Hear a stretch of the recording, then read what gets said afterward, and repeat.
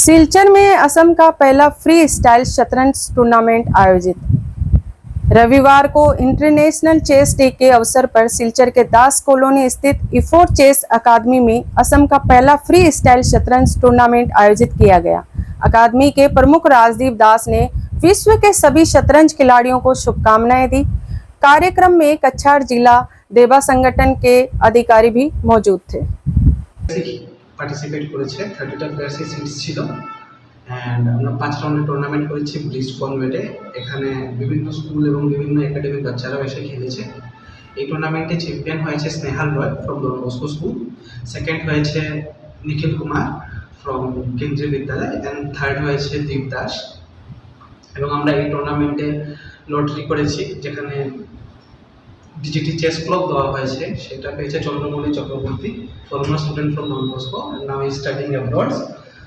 And also আমি সবাইকে ধন্যবাদ বলছি যাদের এই টুর্নামেন্ট এসেছে। সিডিসিএ সেক্রেটারি অর্কদীপ দাস, আমাদের member Shamit Roy and বাসবজিৎ they.